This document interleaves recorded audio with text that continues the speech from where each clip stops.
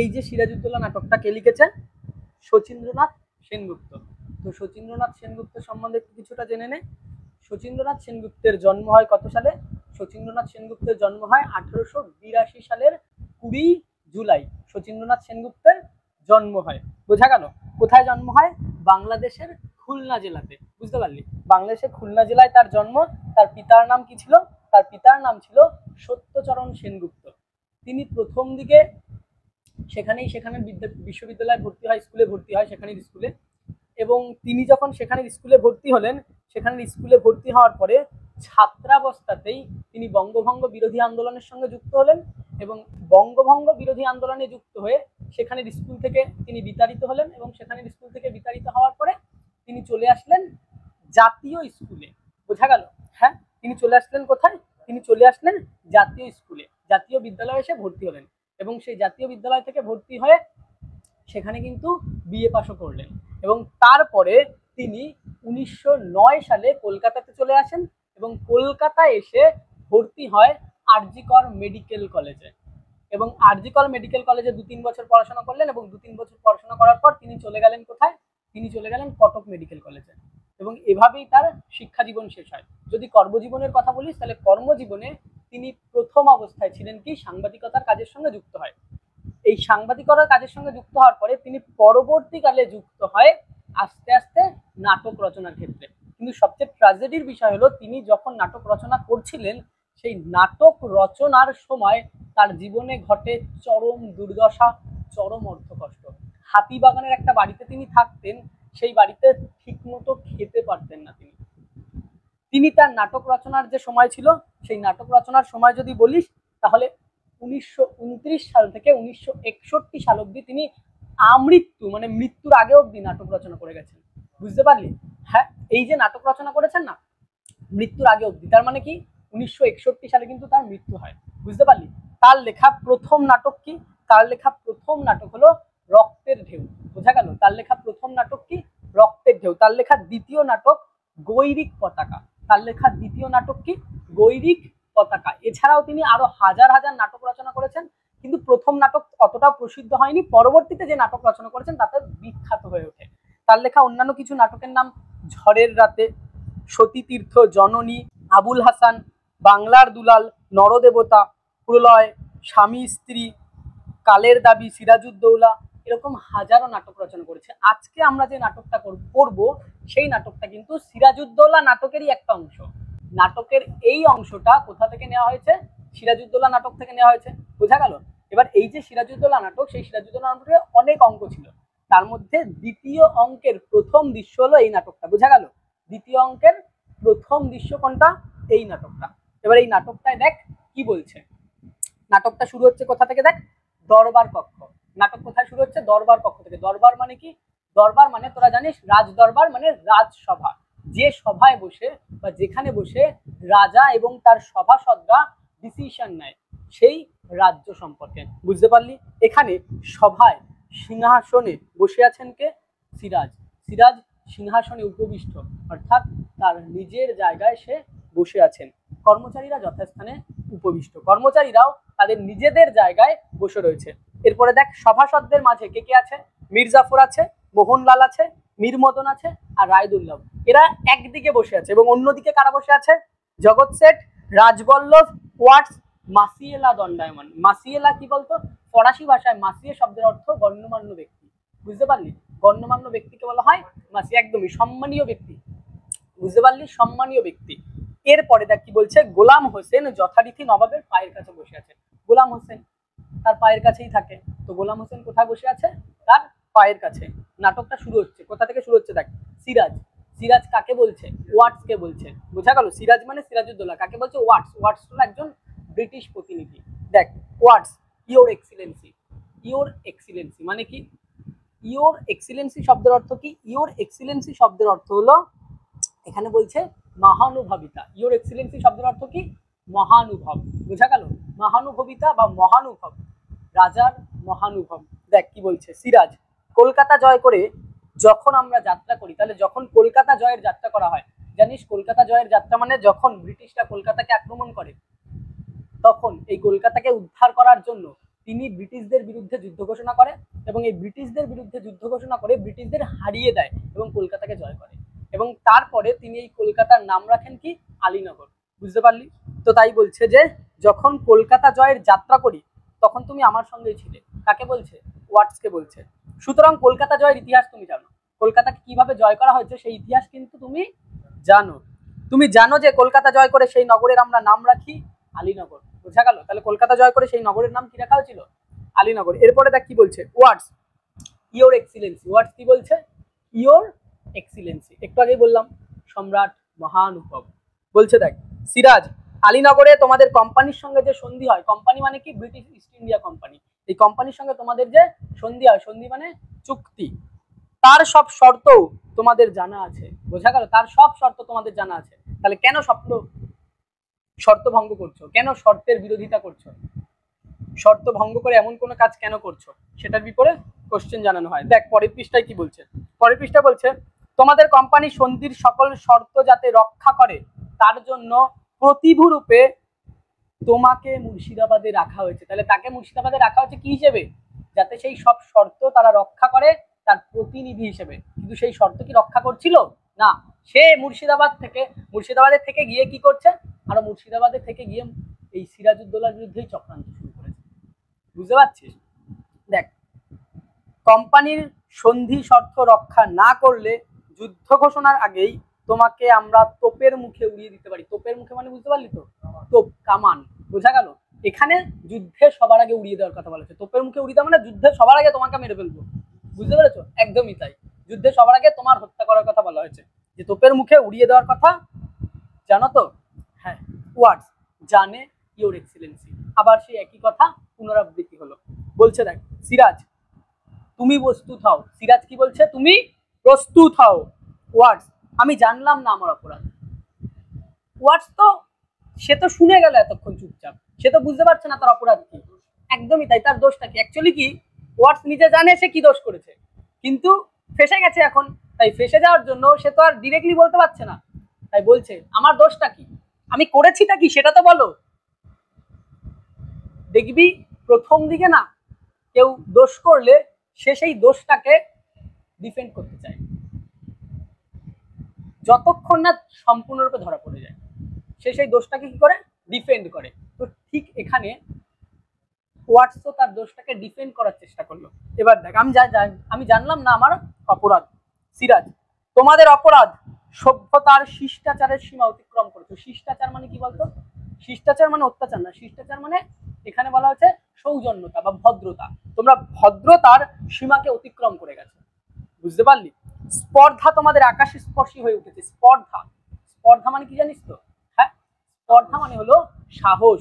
এই সাহস তোমাদের আকাশ স্পর্শী হচ্ছে মানে বহুদূর পৌঁছে গেছে, অনেক উঁচু হয়ে গেছে তোমাদের সাহস। তোমরা যা ইচ্ছা তাই করছো। ঠিক না এটা? আসল সত্যিটা কি জানিস? এই যে সিরাজ বিরোধিতা করছিল ইংরেজদের, আমাদের ভারতীয় ব্যক্তিরা ইংরেজদের সহায়তা করছিল। যদি ভারতীয়রা ইংরেজদের সহায়তা না করতো আজকে 200 বছর ইংরেজরা শাসন করতে পারতো না। এই মীর জাফরের জন্য আমরা 200 বছর ইংরেজদের অত্যাচারকে সহ্য করলাম। মীর জাফরের কি দরকার ছিল ইংরেজদের বিরুদ্ধে মানে সঙ্গ দেওয়ার এবং সিরাজউদ্দৌলার বিরোধিতা করার? এরপরে কি বলা হয়েছে দেখ, যে স্পর্ধা তোমাদের আকাশ স্পর্শী হয়ে উঠেছে, শুধু শান্তিভঙ্গের আশঙ্কায় আমি এতদিন তোমাদের সঙ্গে ভদ্র ব্যবহার করে এসেছি। শান্তিভঙ্গ মানে যাতে শান্তি নষ্ট হয় না তার জন্য। বোঝা গেল? শান্তিভঙ্গের আশঙ্কায় যাতে শান্তিভঙ্গ না হয়, যাতে ঝামেলা দ্বন্দ্ব করতে না হয়, তার জন্যই এতদিন অবধি ভালো ব্যবহার করে এসেছে। কিন্তু ভদ্রতার অযোগ্য তোমরা। বোঝা গেল? কিন্তু ভদ্রতার অযোগ্য তোমরা, এটা দাগিয়ে রাখবি। পরীক্ষায় কিন্তু এই লাইনটা থেকে কোশ্চেন আসে যে ভদ্রতার অযোগ্য তোমরা। সত্যিই তাই, ভদ্রতার অযোগ্যই ছিল তারা। আমি কারোর সঙ্গে ভালোভাবে ব্যবহার করছি, ভালো কথা বলছি, কিন্তু সে যদি আমার বিরুদ্ধে চক্রান্ত করে, সে যদি আমাকেই সিংহাসন থেকে নামাতে চায়, তো আমি কেন তার সেই ভদ্রতাকে বা আমার সেই ভদ্রতাকে আমি কেন তাকে দেখাবো? একদমই তাই। ওয়াটস যেটা করতে চেয়েছিল, ওয়াটস প্রতি মুহূর্তে তার বিরোধিতা করে যাচ্ছে, সিরাজের বিরোধিতা করে যাচ্ছে, সিরাজের ধ্বংস করার চেষ্টা করছে। এরপরে দেখ ওয়াটস আপনার অভিযোগ বুঝতে পারিলাম না। সিরাজ মুন্সিজি অ্যাডমিরাল ওয়াটসের পত্র। তাহলে মুন্সিজি মানে কি? মুন্সিজি মানে কেরানি, লেখক। বোঝা গেল? হ্যাঁ, মুন্সিজি মানে কেরানি বা লেখক। লেখককে ডাকা হলো অ্যাডমিরাল ওয়াটসের পত্র। অ্যাডমিরাল কি বলতো? নৌসেনার যে অফিসাররা থাকে তাদেরকে বলা হয় একদমই তাই, নৌসেনার যে অফিসাররা থাকে তাদেরকে বলা হয় অ্যাডমিরাল। ওয়াটসের পত্র, এই যে ওয়াটসের যে লেখা চিঠি, সেটা চিঠিটা দেখ। মুন্সিজি একখানি পত্র বাহির করিলেন। সিরাজ, এই পত্র সম্বন্ধে তুমি কিছু জানো? মুন্সি পত্র ওয়াটসকে দিলেন, ওয়াটস পড়িতে লাগিলেন। ওয়াটস সেই পত্রটা, যে পত্রটা পেয়েছে সেই পত্রটা পড়ছে। শেষের দিকে কি লেখা আছে? এবার বলছে, জিজ্ঞেস করছে শেষের দিকে কি লেখা আছে। ওয়াটস শেষের দিকে কি লেখা আছে সেটা পড়ছে। শোন ইংরেজিটা। I now acquaint you that the remainder of the troops which should have been here long since, and which I hear the colonel told you he expected, will be at Calcutta in a few days, that in a few days more I shall dispatch a vessel for more ships and more troops, and that I will kindle such a flame in your country as all the water in the Gangas should not be able to extinguish. ভাব কি বললো এখানে, এর বাংলাটা কি দেখ, নিচে লেখা আছে এর বাংলা কি। সিরাজ, মুন্সিজি এই পত্রের মর্ম সভাসদদের বুঝিয়ে দিন। মুন্সিজিকে বললো এই পত্রের মর্ম মানে অর্থ, গভীর যে অর্থ আছে এই পত্রের, একদমই তাই, সেটাকে বললো যে সভাসদদের, সবার অন্য যে সদস্যরা আছে তাদেরকে পুরোটা বুঝিয়ে দাও। দেখ কি বলছে। মুন্সি পত্র লইয়া বাংলা তর্জমা শোনালেন, বাংলায় তর্জমা করলেন। একদমই তাই। মুন্সি, কর্নেল ক্লাইভ যে সৈন্যের কথা উল্লেখ করিয়াছিলেন তারা শীঘ্রই কলকাতায় পৌঁছবে। আমি সত্তর আরেকখানা জাহাজ মাদ্রাসে পাঠাইয়া সংবাদ দিব যে আরো সৈন্য এবং আরো জাহাজ বাংলায় আবশ্যক। বাংলায় আমি এমন আগুন জ্বালাইব যাহা গঙ্গার সমস্ত জল দিয়েও নেভানো যাবে না। ভাব কি বলতে চাইছি, যে বাংলায় এমন আগুন জ্বালাবে যে গঙ্গার সমস্ত জল দিয়েও নেভানো যাবে না। ভুলে গেছে গঙ্গার জল কি পারে, এটা ভুলে গেছে, এটা বাংলা, এটা মা গঙ্গা, এই মা গঙ্গা কি পারে সেটা হয়তো ইংরেজরা ভুলে গিয়েছে। বোঝা গেল? দেখ, মুন্সি পত্র লইয়া বাংলা তর্জমাটা এটা কিন্তু পুরোটা শুনিয়ে দিলেন। এরপরে দেখ সিরাজ, ওয়াটস এই ভীতি প্রদর্শনের অর্থ কি? এরকম ভয় দেখাচ্ছেন কেন? এই যে ভয়টা দেখাচ্ছেন কেন, কি কারণে ভয় দেখাচ্ছেন? আপনাদেরকে কলকাতায় অলরেডি হারিয়ে এসেছে, তো ভয় দেখানোর কারণ কি? এমন তো না আপনি আমাদের হারিয়ে দিয়েছেন, আপনাদেরকে হারিয়ে দিয়েছি। ভয় দেখানোর কারণটা কি? কি কারণ ভয় দেখানোর? দেখ সিরাজ, বুঝিয়ে দিচ্ছি আমি।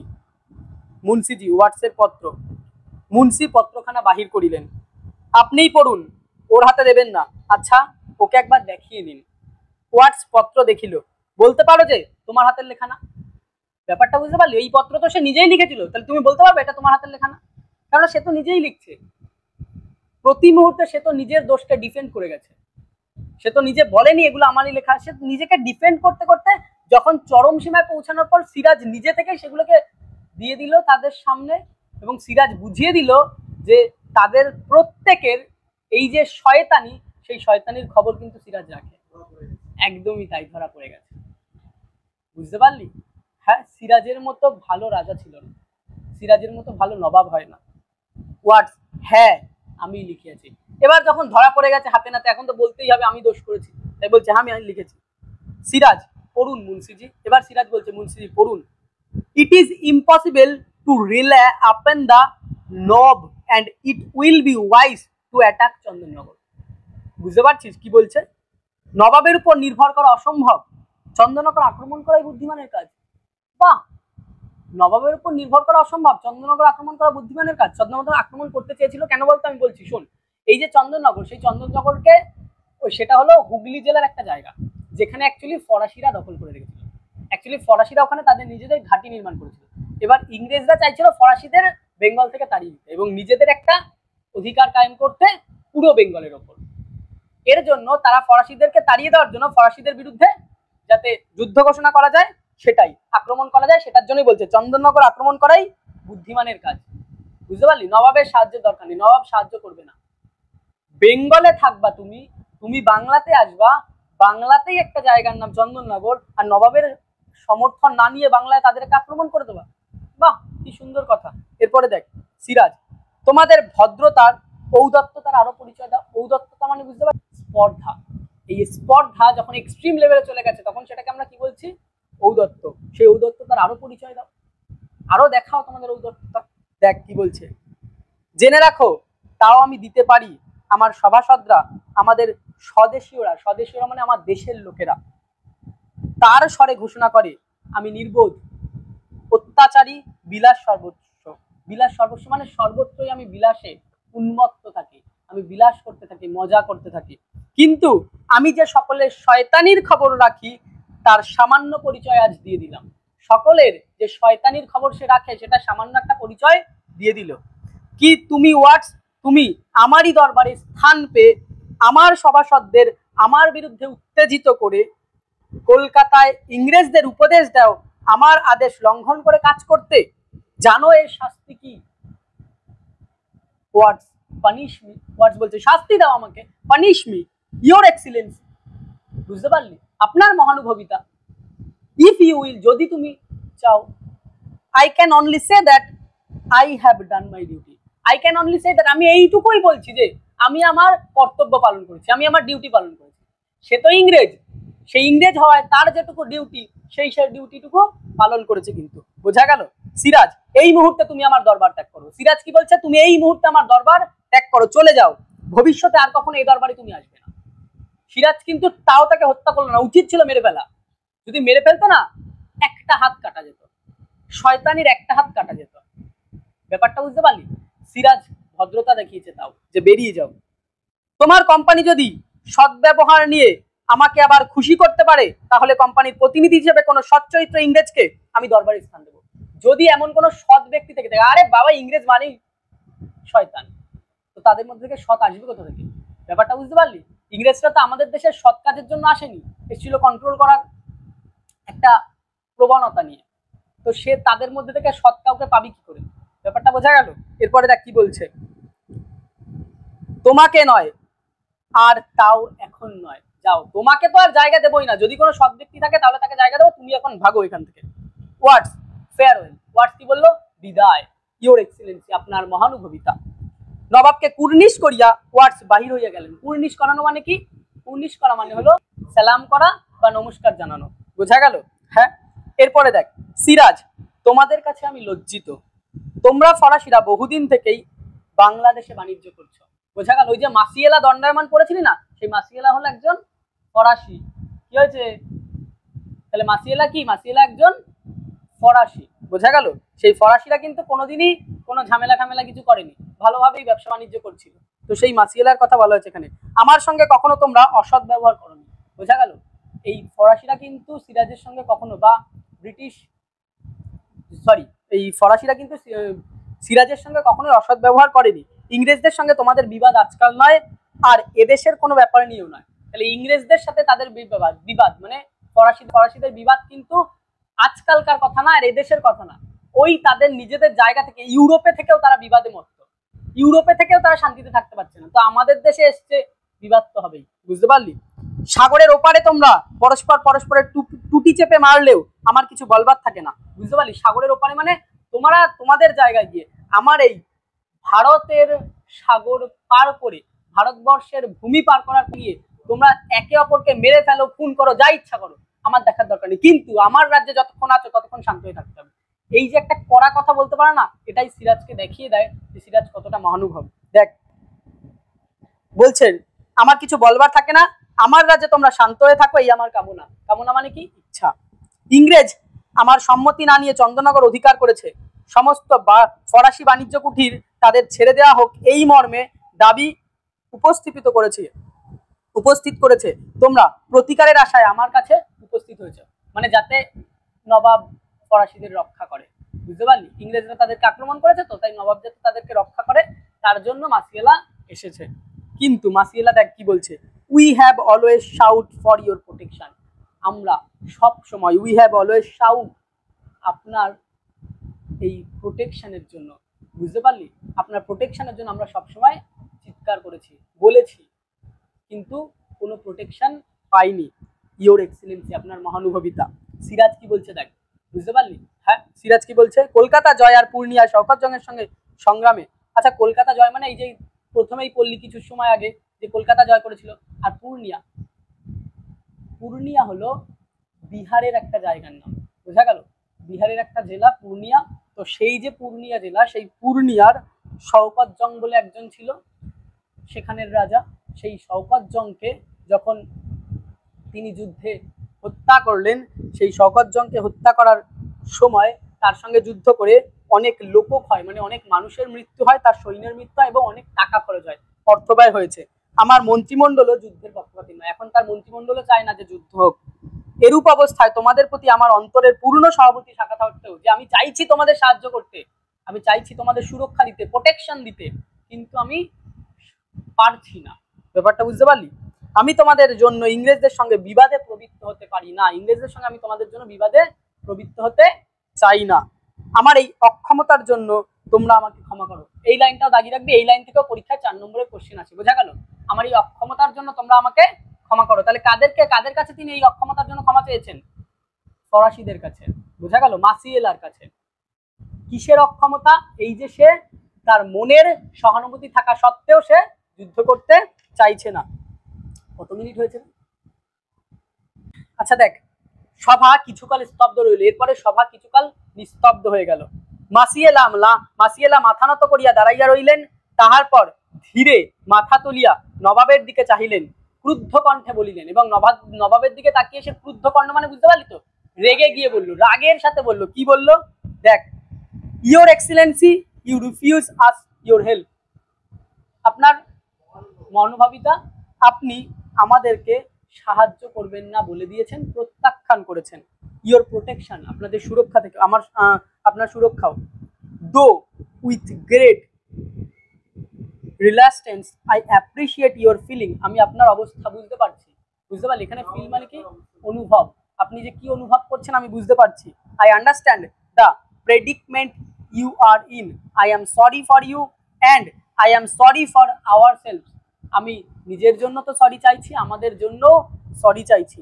We have no other choice then to leave this land, আমাদের কাছে আর কোনো অপশান নেই এই ল্যান্ডকে, এই ভারত ভূমিকে ছেড়ে চলে যাওয়া ছাড়া। Which we have learn to love, যেখান থেকে আমি ভালোবাসা শিখে যাচ্ছি।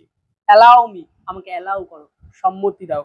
Your excellency to warn you that, তোমাকে এটা জানিয়ে যেতে চাই যে you are in a great danger, তুমি এক ভয়ানক বিপদের সম্মুখীন হয়েছো।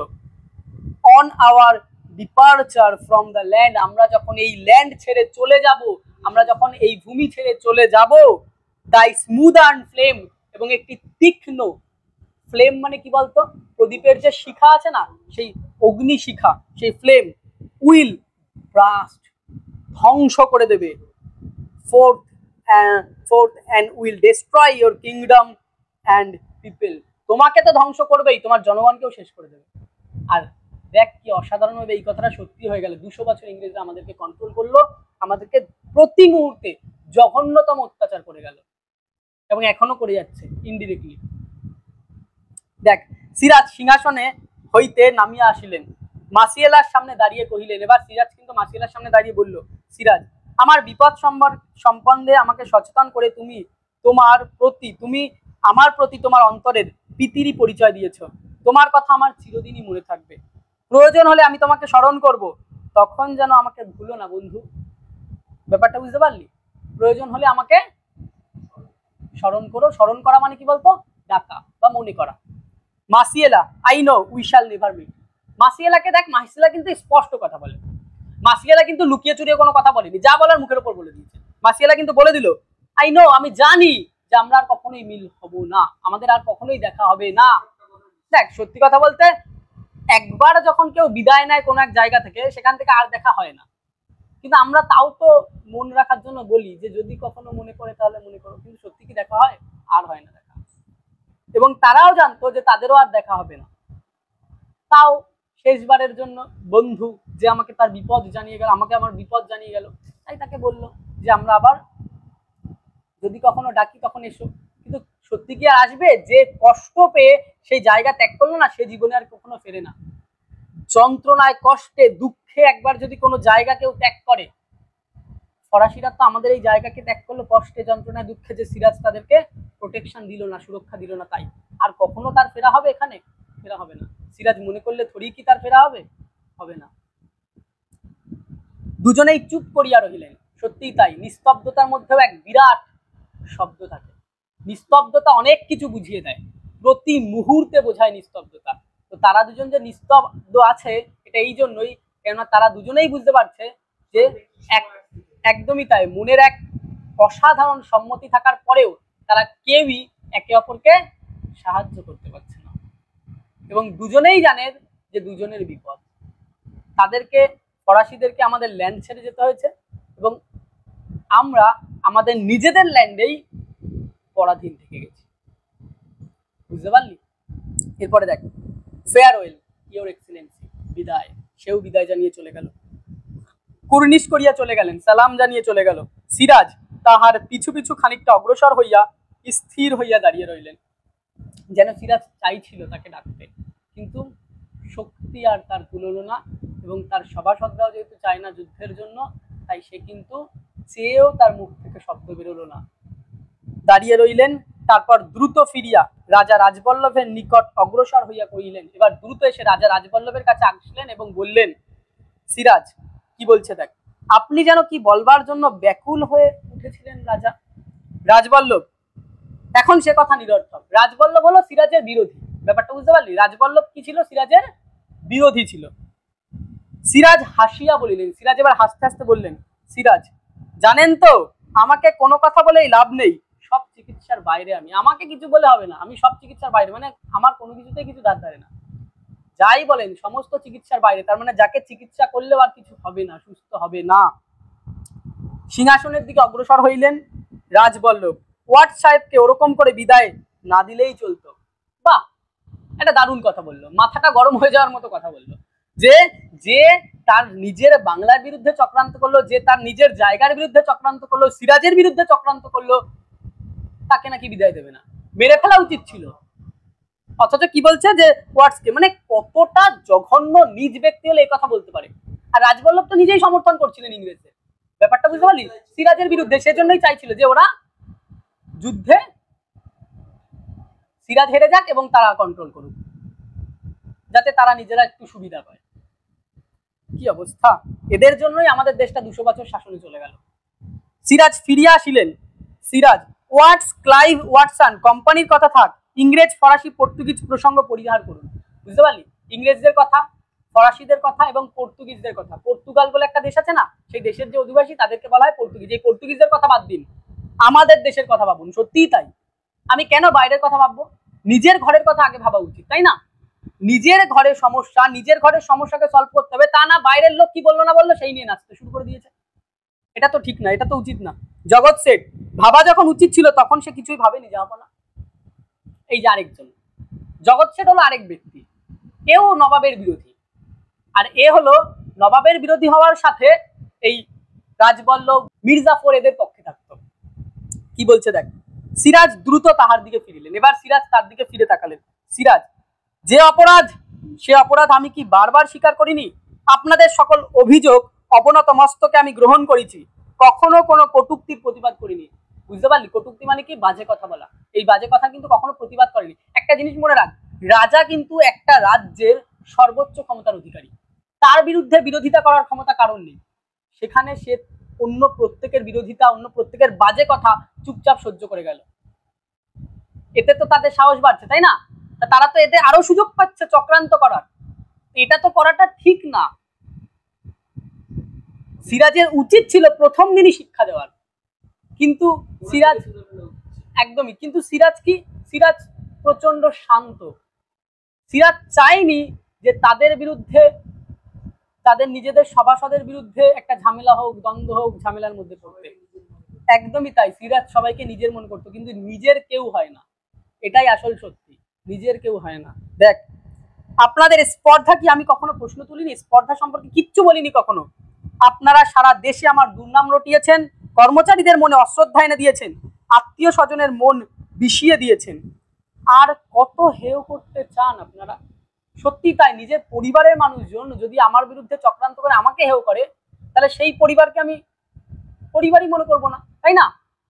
তাও কিন্তু সিরাজ চুপ থেকে সবকিছু সহ্য করছিলেন। এর থেকে বড় মহানুভবিতা আর কিছু হয় না। জগৎ শেঠ, আপনাকে হেয় প্রতিপন্ন করে আমাদের লাভ? জগৎ শেঠ বলছে, আপনাকে হেয় করে আমাদের লাভ কি? সিরাজ বলছে, স্বার্থ সিদ্ধি। আপনারা আমাদের স্বার্থ সিদ্ধি করতে চান। স্বার্থ সিদ্ধি মানে জানিস তো, যে নিজের স্বার্থ ছাড়া কিছু বোঝে না, তার নিজের স্বার্থ সিদ্ধি হবে। বোঝা গেল? বলছে দেখ জগৎ শেঠ, স্বার্থের সন্ধানে আমরা যদি নিযুক্ত থাকতাম। সিরাজ থেমে গেছে এইটুকু বলে। সিরাজ, বলুন তাহলে কি? মানে এটা বলতে গেছিল যে সিরাজ তাহলে এই সিংহাসনে থাকতো না, কিন্তু বললো না। একদমই তাই, কিন্তু বলেনি জগৎ সেট। তাহলে বাংলার সিংহাসনে আজ অন্য নবাব বসতো, বলে দিয়েছে এবার বাংলার সিংহাসনে আজ অন্য নবাব বসতো। অন্য নবাব বসলে 200 বছরের বেশি 250 বছর শাসন করে চলে যেত আমাদের দেশে ইংরেজরা। জগৎ সেট কি বলছে দেখ, সিরাজ বলছে দেখ, এত বড় কথা আমার মুখের উপর বলতে সাহস হয়? এবার সিরাজ বলছে যে এত বড় কথা আমার মুখের উপর বলে দিলি, কিভাবে পারো বলতে? জগৎ সেট, আপনার উপদ্রবই আমাদের মনে এই সাহস এনে দিয়েছে। বাহ, সিরাজের নাকি উপদ্রব। এটা নাটকটা না প্রত্যেক মুহূর্তে অনেক কিছু শেখার আছে। সিরাজ উপদ্রব করেছিল, সিরাজ আরো চুপ ছিল, সিরাজ আরো মহানুভব ছিল। একদমই তাই, আশকারা পাচ্ছে বলে তারা এইসব কথা বলতে পারছে। সিরাজ, আমার উপদ্রব নয় শেঠজি, আমার সহিষ্ণুতাই আপনাদের স্পর্ধা বাড়িয়ে দিচ্ছে। সহিষ্ণুতা মানে জানিস তো, সহ্য করার ক্ষমতাকে সহিষ্ণুতা। একদমই তাই, সিরাজ চুপচাপ সব সহ্য করছিল, এটা উচিত না। তুই একটা মানুষকে চুপচাপ যত সহ্য করবি না, সেই মানুষটা পেয়ে বসবে, মাথায় চড়ে বসবে, এবং সে ভাববে কি আমাকে তো কিছুই বলছে না, কিছুই বলছে না, তার মানে আমার প্রচুর শক্তি আছে, আমার প্রচুর ক্ষমতা আছে, এবং সে ক্ষমতার অপব্যবহার শুরু করে দেয়। সিরাজ কি বলছে? আচ্ছা, এর আগে দেখ মির্জাফর আছে। মির্জাফর, জাহাপনা, মানিলোকের মানহানি করে আপনি আমাদের সকলের অপমান করেছেন। মানিলোক মানে কি বলতো? যার সম্মান আছে। ওয়াটসের কথা তো বলেছেই, রাজবল্লভ ফাজবল্লভ সবার কথা বলেছে। বাহ, মানে আমার এই কথাটা শুনে খারাপ বা ভালো কোনো কিছুই মনে হয়নি, কেননা জাহাপনাকে আমি মানুষ বলে মনে, সরি, এই মির্জাফরকে আমি মানুষ বলেই মনে করি না। ফার্স্টে দেখ, মানিলোকের মানহানি করে আপনি আমাদের সকলের অপমান করেছেন, মানে তার কাছে এই সভাসদের, মানে তার কাছে ওয়াটস ভালো মানুষ, তার কাছে রাজবল্লভ ভালো, তার কাছে জগৎ সেট ভালো, কিন্তু তারা প্রত্যেকে পরিণত সিরাজের বিরুদ্ধে যে বিরোধিতা করছে, সিরাজের যে মান সম্মান নষ্ট করলো, তাতে তারা খারাপ লাগেনি। লাগবে কি করে, কেননা সিরাজকে তো সে রাজাই মনে করে না। একদমই তাই, তুই ভাব, সিরাজ মানিলোক ছিল না, সিরাজের সম্মান নেই, সিরাজকে প্রতিনিয়ত তোমরা কি করে গেলে? অপমান করে গেলে, তাহলে সেটা ঠিক ছিল? সিরাজ কি বলছে দেখ, সকলে মিলে আপনারা কি আমাকে কম অপমান করেছেন? সকলে মিলে কম অপমান করেছে, সত্যি তাই, সিরাজকে কি কম অপমান করেছে নাকি? রাজবল্লভ, আমরা কেউ মিথ্যে কলঙ্ক রটাইনি। বাহ, সত্যি কথা বলেছিল, কত সত্যি সেটা তো আমরা টের পেয়েছি 200 বছরে। রাজবল্লভ, আমরা কেউ মিথ্যে কলঙ্ক রটাইনি। সিরাজ, সত্যাশ্রয়ী রাজা, সত্যাশ্রয়ী মানে যে সত্যকে আশ্রয় করে থাকে। বাহ, বলুন, সিংহাসনে আরোহণ করার পরে এই 1 বছরের মধ্যে কি অনাচার আমি করেছি? ভাব, মাত্র 1 বছর সে সিংহাসনে বসেছিল, আর সেই 1 বছরও তাকে শান্তিতে থাকতে চাই। বলুন, কটা রাত আমি নিশ্চিন্তে কাটিয়েছি, কটা দিন আপনারা আমাকে বিশ্রামের অবসর দিয়েছেন, বলুন। রাজবল্লভ, আপনার দৈনন্দিন জীবন প্রণালী আমাদের কণ্ঠস্থ থাকবার কথা না। বাহ, দৈনন্দিন জীবন প্রণালী কণ্ঠস্থ থাকবার কথা না, সকালে কি করছেন, রাতে কি করছেন, সেগুলো আমি জানতে চাই না, ভালো কথা, এটা একটা ভালো কথা বলেছি, কিন্তু সিরাজ প্রতি মুহূর্তে কি করছে অন্য লোককে জানিয়ে বেড়াচ্ছে, এটা ভালো জিনিস ছিল। দেখ পরের লাইনে বলছে সিরাজ, অথচ কবে কোথায় কখন কেন অনাচার আমি করেছি তা আপনারা নির্ভুল বলে দিতে পারেন। তাই এটা কি আমার পার্সোনাল? একদমই তাই, এটাতে আপনার মনে হলো না যে আমার দৈনন্দিন জীবন প্রণালী? দেখ কি বলছে সিরাজ। রাজবল্লভ, পারি এজন্যই যে পাপ যে চাপা থাকে না, সেটা কিন্তু আমরা আগেই বুঝতে পেরেছি, কেননা কিছুক্ষণ আগেই সিরাজ বুঝিয়ে দিলেন পাপ চাপা থাকে না। এরপরে দেখ সিরাজ, পাপ যে চাপা থাকে না, হোসেন কুলি প্রাণ দিয়ে তা বুঝিয়ে দিয়ে গেছে। বোঝা গেল, হোসেন কুলি প্রাণ দিয়ে তা বুঝিয়ে দিয়ে গেছে। রাজবল্লভের সম্মুখে গিয়ে, এবার রাজবল্লভের সামনে গিয়ে, নিজের জীবন দিয়ে কি আর বোঝাতে চান? আপনি নিজের জীবন দিয়ে কি তা বোঝাতে চান?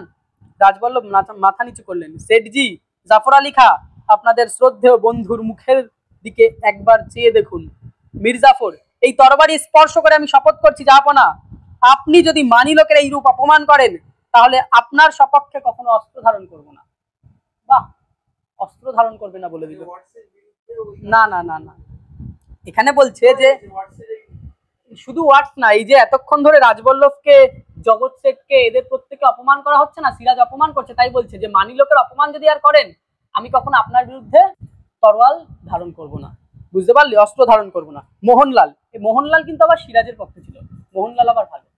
মোহনলাল কি বলছে দেখ, আজ পর্যন্ত কদিন তা ধারণ করেছেন সিপাহসালার? সিপাহসালার হলো একটা পদ, বুঝতে পারলি, আর্মি সিপাহ, সেই সিপাহদের একটা পদ সিপাহসালার। তো সিপাহসালার কদিন অস্ত্র ধারণ করেছেন? কোনোবারই তো করেননি। প্রতিবারিত করেছে মোহনলাল। দেখ মোহনলাল বলছে যে আপনি কদিন তা অস্ত্র ধারণ করেছেন? মির্জাফর, পূর্ণিয়ার যুদ্ধে অপদার্থ শওকতকে হত্যা করে বুঝি তোমার এই স্পর্ধা হয়েছে?